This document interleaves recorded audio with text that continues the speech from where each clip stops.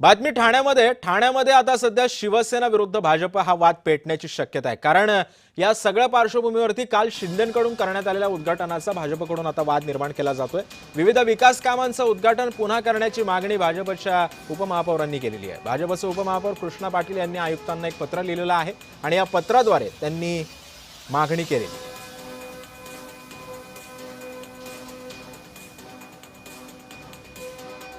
आणि या सगळ्या संदर्भामध्ये अधिक माहिती जाणून घेत माझा सहकारी कुणाल भोयटे सध्या आपल्या सोबत आहे।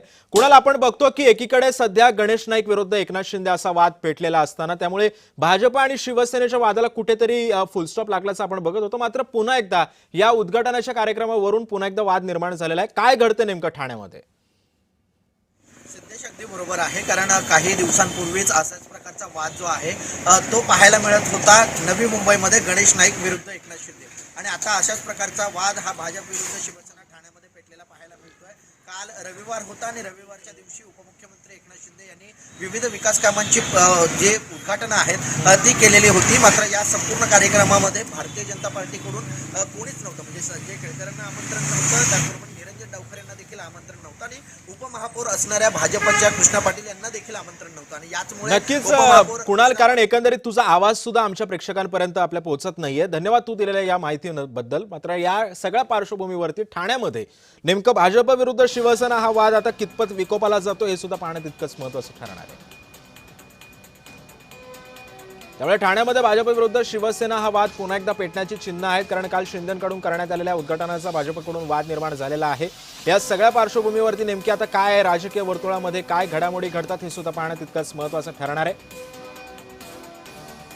आणि या सगळ्या संदर्भामध्ये ज्यांनी पत्राद्वारे मागणी केलेली आहे ते उपमहापौर कृष्णा पाटील आपल्या सोबत आहेत। कृष्णाजी, मला सांगा की नेमकं काय झालं होतं या सगळ्या पार्श्वभूमीवर, का तुम्ही पत्र लिहिलेलं या सगळ्या संदर्भात? एक महिन्यापूर्वी अशीच घटना घडली होती। तेव्हा सन्माननीय आमदार संजयजी केळकर असतील, निरंजन डावखरे साहेब असतील, त्यांना कळवलं नव्हतं। आताही सेम परिस्थिती झाली। 7 ठिकाणी लोकार्पण सोहळा झालेला आहे। केंद्र सरकार, राज्य सरकार आणि महापालिका यांच्या निधीतून ही कामं झालेली आहेत। आणि उपमहापौर असेल किंवा आम्ही 28 नगरसेवक असू, तसेच आमचे आमदार संजयजी केळकर, निरंजन डावखरे साहेब, तसेच माधवीताई नाईक कोणालाही कल्पना न देता उपमुख्यमंत्री यांच्या हस्ते लोकार्पण सोहळा झाला। त्याबद्दल प्रशासनाला आठवण करून देण्यासाठी मी मागच्या महिन्यात जे लेटर लिहिले होते ती आठवण दिल्याने आताही केलेलं आहे। जर यापुढे असं चालत असेल तर भारतीय जनता पार्टी म्हणून आम्ही स्वतंत्र नव्याने उद्घाटन सोहळा घ्यावे अशी मागणी केलेली आहे। बरं, धन्यवाद कृष्णाजी तुम्ही दिलेल्या या सविस्तर प्रतिक्रियेबद्दल।